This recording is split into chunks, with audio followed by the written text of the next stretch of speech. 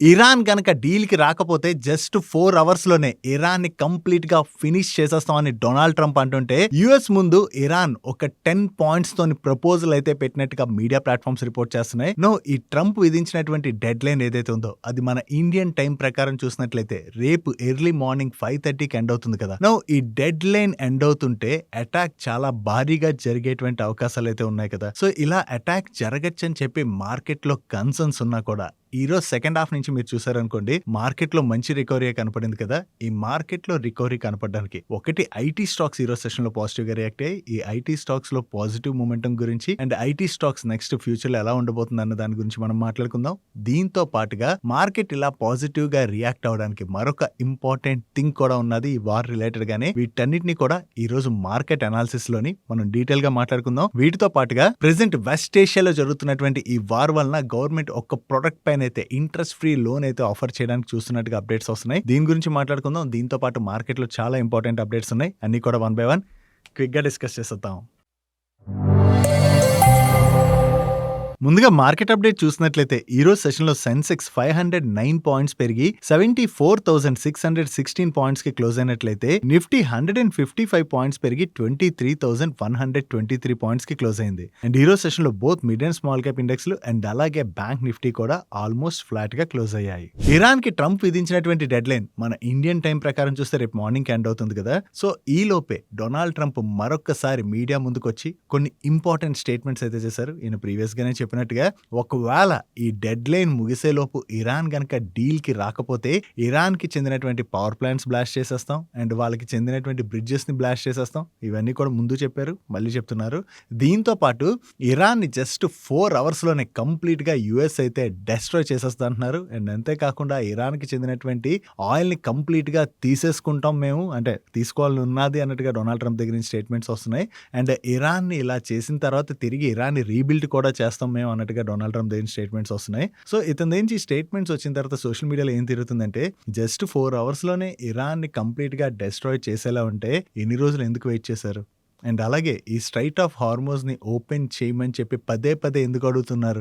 And various countries help ఎందుకు అడుగుతున్నారు అని చెప్పి క్వశ్చన్స్ అయితే రేజ్ అవుతున్నాయి. నిజంగా డొనాల్డ్ ట్రంప్ రేపు మార్నింగ్ ఇచ్చినటువంటి డెడ్ లైన్ ఎండ్ అయిన తర్వాత ఇరాన్ మీద ఈ విధమైన అటాక్ చేస్తారా లేదా దీని గురించి ఎవ్వరూ కూడా చెప్పలేదు. ఎందుకంటే ఇతను ఇటువంటి డెడ్ లైన్లు విధించడం, దాని తర్వాత మళ్ళీ మాట మార్చడం ఇలాంటివి చాలాసార్లు జరిగాయి. ఈ వారనే కాదు, ఈవెన్ టారిఫ్స్ అప్పుడు కూడా డొనాల్డ్ ట్రంప్ దగ్గర నుంచి ఎప్పుడు స్టేబుల్గా అయితే ఇతను మాట్లాడవు కదా. ఒకసారి ఒకటి మాట్లాడుతుంటారు, ఇంకోసారి ఇంకోటి మాట్లాడుతుంటారు.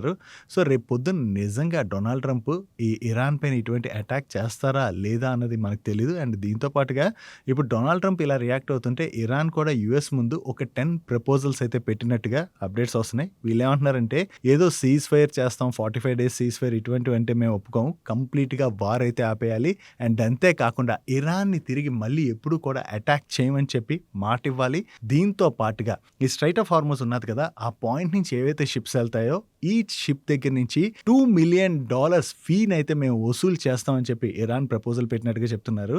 ఈ ఫీ ఏదైతే వసూలు చేయబోతున్నారో దాన్ని ఇరాన్ రెండు కలిపి పంచుకుంటాయని, ఈ డబ్బులు ఏవైతే వీళ్ళు కలెక్ట్ చేయబోతున్నారో దాని ద్వారా ఈ వార్ వలన ఇరాన్ చాలా నష్టపోయింది కదా, మళ్ళీ ఇరాన్ని రీబిల్డ్ చేయడానికి ఆ డబ్బులు అయితే యూజ్ చేస్తామని అయితే ఇరాన్ ప్రపోజల్ పంపిందని, దీంతో పాటు మరికొన్ని ప్రపోజల్ కూడా పంపినట్టుగా మీడియా ప్లాట్ఫామ్స్ అయితే రిపోర్ట్ చేస్తున్నాయి.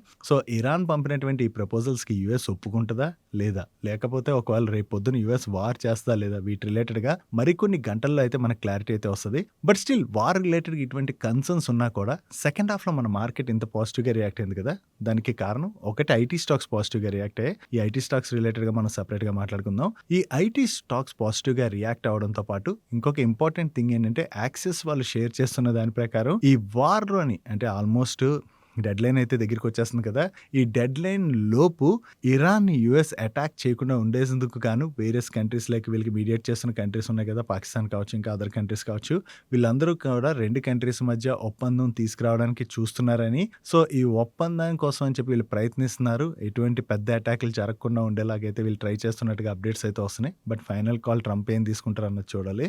యాక్సిస్ వాళ్ళ దగ్గర నుంచి ఇటువంటి అప్డేట్ రావడంతో మళ్ళీ ఈ డెడ్ లైన్ ఏమైనా పోస్ట్ పోన్ అవ్వచ్చా అని చెప్పి మార్కెట్‌లో హోప్స్ బిల్డ్ అవ్వడంతోనే ఓవరాల్‌గా కొంత మార్కెట్‌లో రికవరీ అన్నది కనపడింది. బట్ ఈ డెడ్‌లైన్ నిజంగా ఇప్పుడు మళ్ళీ ఎక్స్‌టెండ్ చేస్తారా? లేదా? అన్నది మనకి మరికొన్ని గంటల్లో అయితే తెలిసిపోద్ది. ఓవరాల్‌గా ఇరాన్ కూడా కంప్లీట్‌గా వెనక్కైతే తగ్గట్లేదు. అంటే యూఎస్ ఏదైతే వీళ్ళకి చెప్తుందో వాటన్నిటి విషయంలో ఇరాన్ కూడా వెనక్కి తగ్గట్లేదు. న్యూక్లియర్ వెపన్స్ అవి తయారు చేయొద్దంటున్నారు. దాని రిలేటెడ్‌గా కాకుండా ఇరాన్‌కి మరికొన్ని యూఎస్ ఆంక్షలు పెడుతుంది కదా! వాటిపైన ఇరాన్ అయితే కంప్లీట్‌గా ఒప్పుకోవడానికి రెడీగా లేనట్టుగా కనబడుతుంది.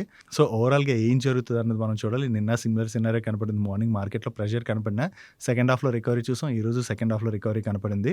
బట్ రేపు యూఎస్ గనక ఏదైనా మేజర్ అటాక్స్ ఇరాన్ పైన చేసి ఇరాన్ కూడా అగ్రెసివ్‌గా రియాక్ట్ అయినట్లయితే మాత్రం తిరిగి మార్కెట్స్‌లో ప్రెషర్ కనపడేటువంటి అవకాశం ఉంది కాబట్టి కొంతవరకు ఈ టైంలోని మార్కెట్‌తో జాగ్రత్తగా ఉండడం ఇంపార్టెంట్. దీంతో పాటు రేపు మరొక ఇంపార్టెంట్ ఈవెంట్ కూడా ఉన్నది. మన RBI monetary policy committee meeting జరుగుతుంది కదా! ఈ మీటింగ్ ఔట్‌కమ్ అయితే రేపు రాబోతుంది. ఈసారి RBI MPC meeting outcome markets రిలేటెడ్‌గా చాలా ఇంపార్టెంట్. ఎందుకంటే ఈ వెస్ట్ ఏషియాలో జరుగుతున్నటువంటి వార్ వలన మన ఎకానమీ పైన ఇంపాక్ట్ అయితే బాగానే పడుతుంది. దట్టు రూపీలో కూడా చాలా వీక్‌నెస్ కనపడింది కదా! వీటన్నిటి రిలేటెడ్‌గా ఆర్‌బీఐ దగ్గర నుంచి ఎటువంటి కామెంట్స్ వస్తాయన్నది చూడాలి. యాస్ ఆఫ్ నౌ చూస్తే ఈసారి ఆర్‌బీఐ రేట్ కట్ చేయకపోవచ్చు అండ్ ఇంట్రెస్ట్ రేట్స్ కూడా పెంచకపోవచ్చు అని చెప్పి మార్కెట్ ఎక్స్‌పెక్ట్ చేస్తుంది. బట్ ఫ్యూచర్‌లో గనక ఇన్‌ఫ్లేషన్ పెరిగిందనుకోండి ఆర్‌బీఐ తిరిగి ఇంట్రెస్ట్ రేట్స్ పెంచేటువంటి అవకాశం ఉంది. బట్ యాస్ ఆఫ్ నౌ ఈసారి మీటింగ్‌లో ఏంటంటే ఆర్‌బీఐ దగ్గర నుంచి ఎకానమీ రిలేటెడ్‌గా, ఇన్‌ఫ్లేషన్ రిలేటెడ్‌గా వచ్చేటువంటి కామెంటరీ ఏదైతే ఉందో దాన్ని మనం ట్రాక్ చేయడం చాలా ఇంపార్టెంట్. మార్కెట్ టైమ్‌లోనే రేపు మార్నింగ్ 10:00 అలా వస్తాయి. సో, ఈ అప్డేట్స్‌లో ఏమైనా ఆర్‌బీఐ దగ్గర నుంచి కొంత నెగెటివ్ స్టేట్మెంట్స్ వచ్చాయనుకోండి డెఫినెట్‌గా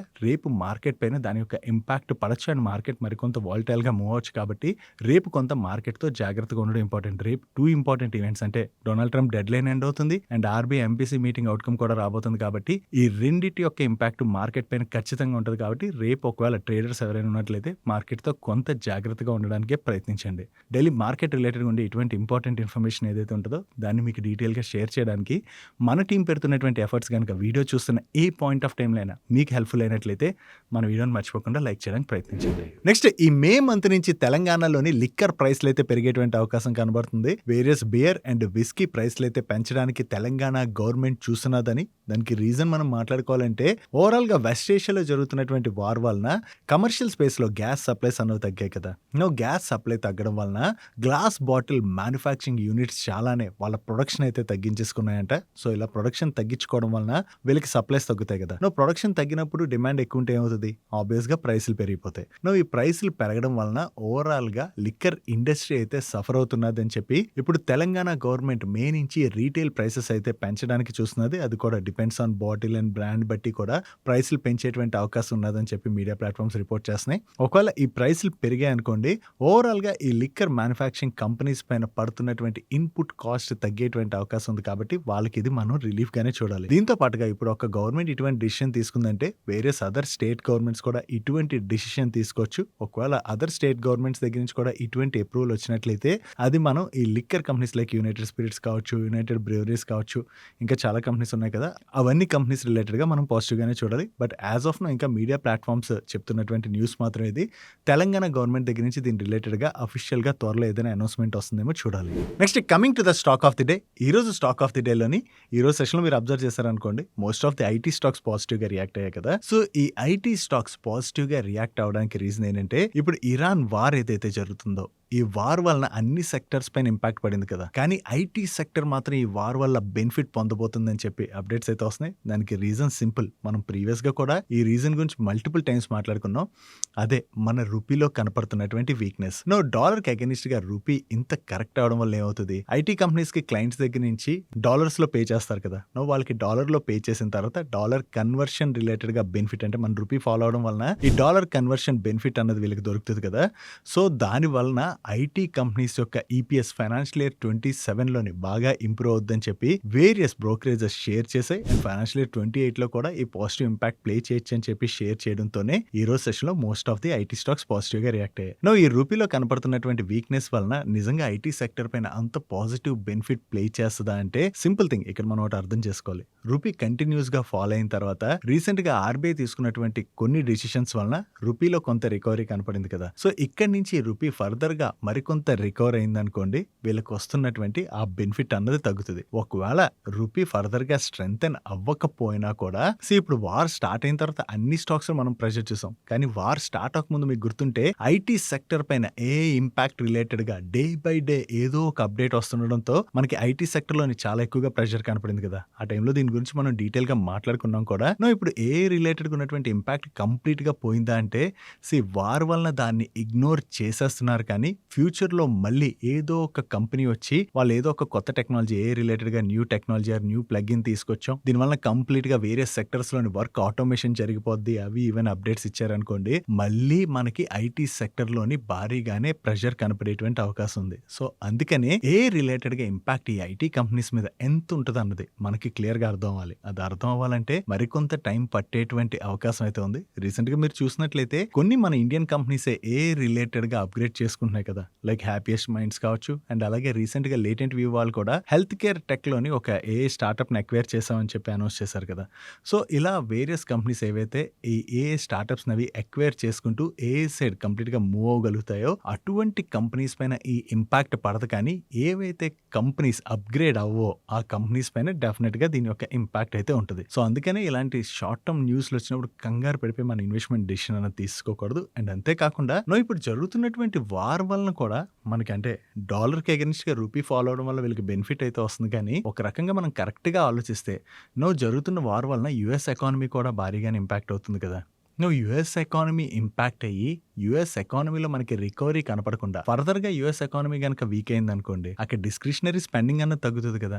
డిస్క్రిషనరీ స్పెండింగ్ తగ్గినట్లయితే ఈ ఐటీ కంపెనీస్కి వచ్చేటువంటి ఆర్డర్స్ డెఫినెట్ గా ఇంపాక్ట్ అవుతాయి, కాబట్టి అది కూడా ఐటీ కంపెనీస్ రిలేటెడ్ గా మనం ఒక కన్సర్న్ కింద చూడాలి. దీని యొక్క ఇంపాక్ట్ వీళ్ళపైన ఎంత పడుతుంది, యుఎస్ ఎకానమీ ఎలా మూవ్ అవుతుంది, వీటన్నిటి గురించి మనం ట్రాక్ చేసుకుని అప్పుడు డిసిషన్ తీసుకోవాలి తప్ప ఇప్పుడు ఈ షార్ట్ టర్మ్ పాజిటివ్ ఇంపాక్ట్ ఏదైతే వీళ్ళకి ప్లే చేస్తుందో దాన్ని ఒక్కదాన్నే చూసేసి మన ఇన్వెస్ట్మెంట్ డిసిషన్ అనేది తీసుకోవడం కరెక్ట్ కాదు. నెక్స్ట్ ఎలాగా మనం ఐటీ సెక్టర్ రిలేటెడ్ గా మాట్లాడుకుంటున్నాం కాబట్టి మన ఇండియన్ టెక్ కంపెనీ అయినటువంటి హెచ్సిఎల్ టెక్నాలజీస్ రిలేటెడ్ గా కూడా ఒక ఇంపార్టెంట్ అప్డేట్ కనిపిస్తుంది. వీళ్ళ యుఎస్ ఆర్మ్ వాళ్ళ రీస్ట్రక్చరింగ్ ప్లాన్ లో భాగంగా 120 జాబ్స్ అయితే యుఎస్ లో కట్ చేస్తున్నట్టుగా అప్డేట్స్ అయితే వస్తున్నాయి. క్లయింట్ ఎంగేజ్మెంట్ ఏదో వీళ్ళకి ఎండ్ అయిపోయినట్టుంది, దాంతోనే అక్కడ 120 జాబ్స్ ఏవైతే ఉన్నాయో వాటిని అయితే హెచ్సిఎల్ టెక్నాలజీస్ వాళ్ళు తీసేస్తున్నారు. ఇప్పుడు యుఎస్ ఎకానమీలోని ఈ వీక్నెస్ ఇలాగే కంటిన్యూ అయింది అనుకోండి, వీళ్ళకి వచ్చేటువంటి ప్రాజెక్ట్స్ అవి డిలే అవ్వచ్చు, కాబట్టి మనకి ఐటీ సెక్టర్ లో జాబ్ కట్స్ కూడా కనపడేటువంటి అవకాశం అయితే ఉన్నది. నెక్స్ట్ వెస్ట్ ఏషియాలో జరుగుతున్నటువంటి వార్ వలన మనకు ఓవరాల్ గా క్రూడ్ అండ్ గ్యాస్ సప్లైస్ అయితే ఇంపాక్ట్ అవుతున్నాయి కదా. ఈ వార్ మరికొన్నాళ్ళు కంటిన్యూ అయితే